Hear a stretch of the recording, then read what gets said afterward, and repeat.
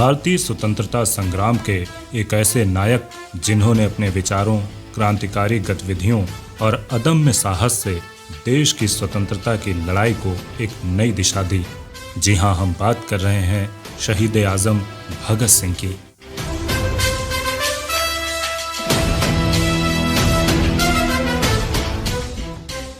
भगत सिंह का जन्म 28 सितंबर 1907 को पंजाब के लायलपुर जिले के बंगा गांव में एक सिख परिवार में हुआ था। इनका परिवार स्वतंत्रता संग्राम से गहराई से जुड़ा हुआ था। इनके पिता किशन सिंह और चाचा अजीत सिंह स्वतंत्रता सेनानी थे, जिन्होंने ब्रिटिश सरकार के खिलाफ आंदोलन किए। इसी कारण से भगत सिंह के बचपन से ही देशभक्त की भावना विकसित हो गई थी।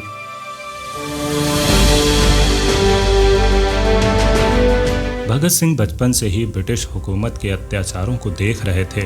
जलियांवाला बाग हत्याकांड ने उनके मन को गहरा आघात पहुंचाया और उसी समय उन्होंने अंग्रेजों के खिलाफ संघर्ष करने का संकल्प लिया। भगत सिंह ने अपनी शुरुआती तालीम गांव के स्कूल में की, लेकिन जल्द ही वे लाहौर चले गए, जहां उन्होंने नेशनल कॉलेज में दाखिला लिया। वहां वे कई स्वतंत्रता सेनानियों के संपर्क में आए और क्रांतिकारी विचारधारा से मुतासिर हुए। इस दौरान उन्होंने भगवती चरण वोहरा और सुखदेव थापर जैसे क्रांतिकारियों से दोस्ती की और उनका झुकाव क्रांतिकारी आंदोलनों की ओर बढ़ने लगा।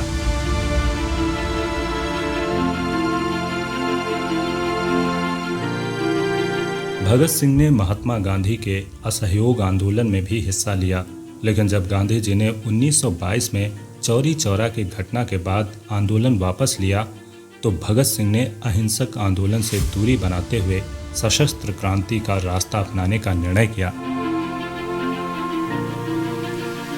भगत सिंह हिंदुस्तान रिपब्लिकन एसोसिएशन से जुड़ गए और जल्द ही इसका नाम बदलकर हिंदुस्तान सोशलिस्ट रिपब्लिकन एसोसिएशन रखा गया। भगत सिंह का मानना था कि केवल सशस्त्र संघर्ष ही ब्रिटिश शासन को समाप्त कर सकता है।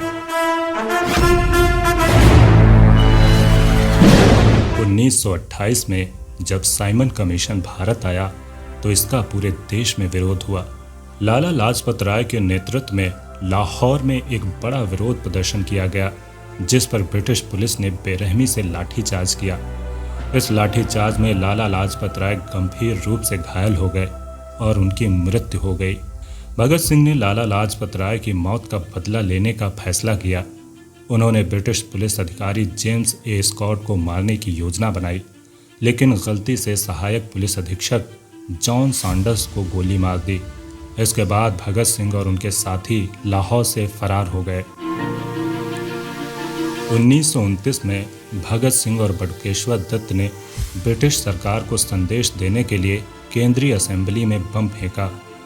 उनका उद्देश्य किसी को नुकसान पहुंचाना नहीं था, बल्कि ब्रिटिश शासन के खिलाफ आवाज उठाना था। बम फेंकने के बाद उन्होंने आत्मसमर्पण कर दिया और इंकलाब जिंदाबाद के नारे लगाए। भगत सिंह, राजगुरु और सुखदेव को सैंडर्स की हत्या के आरोप में गिरफ्तार कर लिया गया और उन पर मुकदमा चलाया गया। जेल में रहते हुए भी भगत सिंह ने ब्रिटिश शासन के खिलाफ भूख हड़ताल की, जिससे उनकी लोकप्रियता पूरे देश में बढ़ गई। 23 मार्च 1931 को भगत सिंह, राजगुरु और सुखदेव को फांसी दे दी गई। उस समय उनकी उम्र महज 23 बरस थी, लेकिन इतनी कम उम्र में ही भारतीय स्वतंत्रता संग्राम के महानायक बन गए। भगत सिंह का जीवन और बलिदान भारतीय स्वतंत्रता संग्राम का एक प्रेरणादायक अध्याय है। उन्होंने न केवल स्वतंत्रता की लड़ाई को नई दिशा दी, बल्कि युवाओं के लिए एक आदर्श भी बने। उनके विचारधारा और उनके साहस ने करोड़ों भारतीयों को प्रेरित किया। भगत सिंह का सपना केवल ब्रिटिश शासन से मुक्त नहीं था, बल्कि वे एक समाजवादी समाज की स्थापना करना चाहते थे, जहां सभी को समान अधिकार मिले। उनका बलिदान भारतीय स्वतंत्रता संग्राम की अनमोल धरोहर है और वे हमेशा एक क्रांतिकारी नायक के रूप में याद किए जाएंगे।